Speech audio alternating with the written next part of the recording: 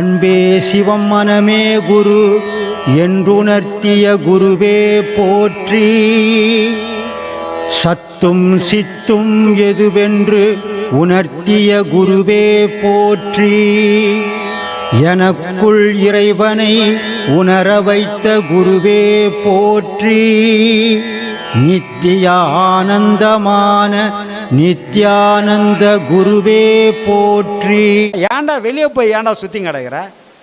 உனக்குள்ளே இருக்குதுடா, அதை பாருன்னா தூரம் தூரம் என்று சொல்லுவார்கள் சோம்பர்கள். அவன் எல்லாம் வெளியே இருக்குதுன்னு சொல்லி உக்காந்துட்டு இருக்கிறியா? உனக்குள்ளே இருக்குது, அதை தேடினார். இப்போ திருவிளையாடலில் பிள்ளையார் அப்பா அம்மாவை சுற்றி பழத்தை வாங்கிடுவார், மாம்பழத்தை. முருகர் வெளியே போய் மயில் மலை ஏறி ஊரெல்லாம் சுற்றிட்டு வந்துடுவார், உலகத்தெல்லாம் சுற்றின்னு வருவார். ஆனால் அவருக்கு மாம்பழம் கிடைக்காது, இவருக்கு கொடுத்துருவாங்க. அப்போ என்ன காரணம்? வெளியே போய் தேடினா ஒன்றும் கிடைக்காதுன்னா உள்ளே தேடுறா எல்லாம் இருக்குது. அதுக்கு தான் அது உதாரணமே தவிர பிள்ளையாருக்கு கொடுக்கணும்னு என்ன சிவபெருமானுக்கு ஆசையா என்ன? உள்ளதான் எல்லாம் இருக்குது, அவர் உள்ளே கண்டுபிடிச்சாரு, எடுத்துக்கினார். இவர் வெளியே போய் தேடினார், எதுவும் கிடைக்கல. கம்மன் கோமனம் கட்டிக்கின்னு பழனியில் போய் கோச்சிக்கின்னு நின்ட்டார். தானே படிச்சிருப்பீங்க இல்லையா? அப்போ எல்லாம் நமக்குள்ளே இருக்குது, நமக்குள்ளே இருக்குதா தேடி கண்டுகொள், தேடி கண்டுகொள் கடவுளை அப்படின்னு தான் சொல்கிறாங்களே தவிர உனக்குள்ளே தேடி கண்டுகொள். இருக்கிறாரு, தேடுப்பா, கிடச்சிருவாரு, அதுதான் சொல்கிறாங்க. ஐயா, இறைவன் கருணை உள்ளவன், அப்படி தானே ஐயா? ஆமாம். சரிங்க. இப்போ என்னப்பா சந்தேகம்? சரிங்க ஐயா. இப்போ ஒரு புலி மான் அடிக்குது பசிக்கு, அப்புறம் ஒரு புலி மான் அடிக்குது. சரி. அப்புறம் ஒரு எல்லாத்தையும் அதாவது அடிக்குது. இந்த மானுக்கு கருணை கட்ட மாட்டாரா இறைவன்? உணவு சங்கிலிப்பா அது. இது புலி மான் அடிக்கிறதுன்றது உணவு சங்கிலியின் தொடர்ச்சி. அது இறைவன் வகுத்த நியதி. அதில் நம்ம கருணை கட்ட மாட்டோம், அதெல்லாம் நம்ம தலையிட முடியாது, ஒன்று மாற்றவே முடியாது. நீ எதையும் மாற்ற முடியாது. நீ மாற்றுற மாதிரி இருந்தால் நீ தான் போய் புலிக்கு இரையாகணும். அப்போ கூட ஒரு முறை தான் போய் இரையாவ. அப்புறம் எப்படியும் மானை அடிக்கக்கூடாது. ஒரு மானை அடிக்க புலி வந்தோம்னா நிறுத்து இதான் நான் வரேன், என்ன சாப்பிட்ருண்ணா. ஒரு வாட்டி நீ போன சாப்பிட்டுச்சு, அடுத்த வாட்டி மானை தானே தேடியும் போய் அடிச்சிடம்ல. இப்போ உணவு சங்கிலியை தடுத்து நிறுத்தவே முடியாது.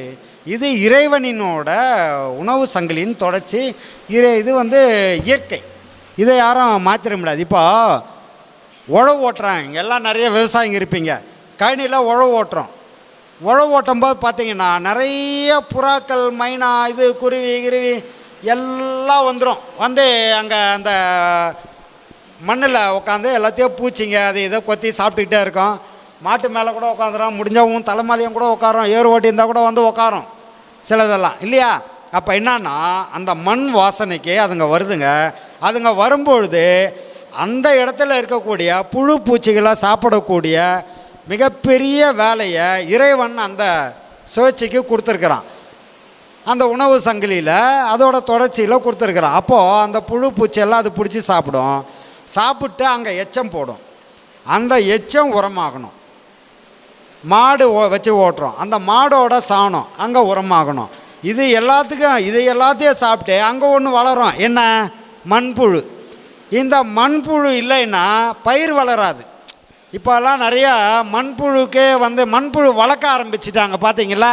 மண்ணில் இப்போ மண்புழுவே இல்லை. எங்கேருந்து இருக்கோம்? மருந்து போட்டு போட்டு போட்டு மண்புழுவெல்லாம் போச்சு. மண்புழு பூமியில் இல்லை. ஆனால் மண்புழு இல்லைன்னா பயிர் வளராது இல்லையா? ஏன் மண்புழு இல்லைன்னா பயிர் வளராது சொல்லுங்க? எல்லாம் விவசாயிங்க. இந்த மண்ணை அது கலரிக்கினே இருக்கும். மண்புழு என்ன பண்ணோம்? மண்ணை கலரு ஒரு இடம் விட்டு இடம் போய்கிட்டே இருக்கும். அப்படி போக போக மண்புழு போகிற இடம்லாம் ஆக்சிஜன் பரவும், காற்று. இந்த காற்று வேரில் பட்டவுடனே செடி சல்லுன்னு வளரும். அந்த செடி வளரும்போது ஈல்டிங் நல்லாயிருக்கும். இது சயின்ஸ். அதுக்காக தான் மண்புழு வளர்க்கணுன்னு எல்லாம் உரக்கிடங்களெல்லாம் மண்புழு வளர்க்குறது இதுக்கு தான் காரணம். அப்போது இந்த உணவு சங்கிலியின் தொடர்ச்சி என்னன்னா, அடுத்து மண்புழுவாக வரும். அதுக்கப்புறம் மண்புழு உரமாகும். உரமானதுக்கப்புறம் நெல் வளரும். நெல் வளைஞ்ச உடனே நாம் சாப்பிடுவோம். உணவு சங்கிலி எப்படி வருது பாருங்கள். அடுத்தது நாம் சாப்பிடுவோம். நாம் சாப்பிட்டு பருத்த தொந்தி நம்மதென்று நாம் இருப்ப நாய்நறி பேய் கழுகு தம்மது என்று தாம் இருக்க இல்லையா? உணவு சங்கில் எங்கே வந்துச்சு பாருங்கள். நம்ம என்ன ஆகிறோம், நாய் நரி பேய் கழுகலாம்லாம் பார்த்தா நல்லா வயிறு கீறு நல்லா சம்மனுகிறாரு. இவர் செத்தாருன்னா நான் தான் சாப்பிடுவேன்னு. எரி எனக்கெண்ணம், புழுவோ எனக்கெண்ணம், புண்ணாய் எனக்கெண்ணம், இம்மண்ணும் எனக்கெண்ணம், அப்படி எல்லாம் எனக்குன்னு கடைசியாக நாமளாம் எங்கே வரோம், உணவு சங்கிலியின் சுழற்சியில் போயிடுவோம்.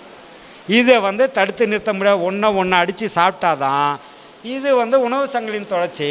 அப்போ தான் இந்த உலக இயக்கம். அதனால் இறைவன் அப்படி படைச்சி வச்சிருக்கிறான். இப்போ நம்ம முன்னோர்களில் நம்ம எப்படி இறைவனை அடையணும்னு தெரியாமல் இருந்தோம். அப்போ ஒரு கல் வடிவில் இறைவனை வழிபட வச்சாங்க. அதுபோல் நம்ம காலதாமதமாக வரும் சீடர்களுக்கு குரு யாருன்னு தெரியறதுக்காக நம்ம ஐயா ஒரு சிலையை ஐயாவோட இதில் ஐயாவை குருவாக வச்சுருக்காரு. இது எல்லாருக்கும் தெரியணும்னு நான் சொல்கிறேன். ஆத்மா வணக்கம். என் பேர் ஜெய்சங்கர். எங்கேருந்து வரீங்க? ராயப்பேட்டிலேருந்து வரீங்க. ராயப்பேட்டை. ஆமாம், சென்னை ராயப்பேட்டை. சென்னை ராயப்பேட்டை. சொல்லுங்கள். அப்படின்னு ஒரு சின்ன சந்தேகம். சொல்லுங்கள். எனக்கு தெரிஞ்சா சொல்கிறேன், இல்லைன்னா ஐயா கேட்டு. அப்படிலாம் இல்லையா உங்களுக்கு தெரியாம? அதெல்லாம் ஒன்றும் கிடையாதுங்க. சொல்லுங்கள். இந்த நம்ம பட்டினத்தர் பாடலில் 8 திசையும் 16 கோணமும் ஆமாம் எங்கும் ஒன்றாய் முட்டி ததும்பி முளைத்தோங்கும் சோதியை மூடரெல்லாம் கட்டி சுற்றியே தம் அக்கத்தில் வைத்தார் கருத்தில் வையா பட்டப்பகலை இரவென்று கூறுடன் பாதகரேன்னு சொல்லிட்டு ஐயா சொல்லியிருக்காரு. அதோடைய விளக்கம் நம்மளுக்கு வேணுங்க. அப்படியே சொல்லிட்டாரா சாமி? அதாவது இப்போ கேட்டார்ல, அவருக்கு தான் இந்த ஆன்சர். கடவுளை பார்க்கணும், கடவுளை பிடிக்கணுன்றீங்களே, அதுக்கு பட்டினத்தை ஒரு பாடல் இப்போ கேட்குறாரு பாருங்க. 8 திக்கும் 16 கோணமும் எங்கும் ஒன்றாய் முட்டி ததும்பி முளைத்தோங்கும் சோதியை மூடரெல்லாம் கட்டி சுருட்டி கக்கத்தில் வைத்தார் கருத்தில் வையார்னார் பட்டினத்தார் அந்த பாடலில். இப்போ என்ன சொல்கிறார் அவருன்னா, கடவுள் எங்கே இருக்குதுன்னு 8 திக்கும் 16 கோணமும்னாங்க. அப்போது இல்லாத இடமே இல்லைன்னு அர்த்தம் இல்லையா? கடவுள் இல்லாத இடமே இல்லைன்றதுக்காக தான் 8 திக்கும் 16 கோணமும் எங்கும் ஒன்றாய் முளைத்தோங்கும் சோதியை. கடவுளை எல்லாருமே எப்படி நினைக்கிறான், தினம் உதிச்சுக்கிட்டே இருப்பார்ப்பா. அவர் இல்லைன்றதோ அஸ்தமம்ன்றதோ இல்லை, வந்துக்கிட்டே இருக்கோம் போய்கிட்டே இருக்கோம் வந்துக்கிட்டே. திட சுழற்சி தான். இறைவன் எப்பவும் உனக்குள்ளே இருக்கார். ஏன்னா இறைவன் இல்லைன்னா உனக்கு இயக்கம் இல்லை. இதை எப்படி சொல்கிறது அப்படின்னா, சிறப்பாக 2 வார்த்தையில் சொல்லலாம். நமக்குள்ளேருந்து வர்ற ஜீவன் நமக்குள்ளே என்ன இருக்குது, ஜீவன். ஜீவன் இல்லைன்னா, ஜீவன் என்றது சிவம். இந்த சிவம் இல்லைன்னா இந்த உடல் சவம். அப்போது இந்த ஜீவனும் மேலே இருக்கக்கூடிய மின்காந்த ஆற்றலும் இணைகிற ஒரு இடம் ஆண்டனா. நமக்கு ஒரு ஜான் மேலே கடவுள் இருக்கிற. இப்போ நம்ம பாடம் வாங்கணுங்க, அத்தனை பேருக்கும் தெரியும், உச்சிக்கு மேலே ஒரு ஜான் இல்லையா? இது திருமூலர் பாடலில் என்ன சொல்லுவாங்கன்னா, 8 உணர்ந்து 8 ஒன்று அவன்தானே. அன்பே சிவம் மனமே குரு என்றுணர்த்திய குருவே போற்றி. சத்தும் சித்தும் எதுவென்று உணர்த்திய குருவே போற்றி. எனக்குள் இறைவனை உணர வைத்த குருவே போற்றி. நித்திய ஆனந்தமான நித்யானந்த குருவே போற்றி. குரு பிரம்மஸ்ரீ நித்யானந்தரே போற்றி போற்றி. ஆகாமியத்தை உணர வைத்த குருவே போற்றி. இன்ப துன்பம் நாட்டம் எதுவென்று உணர்த்திய குருவே போற்றி.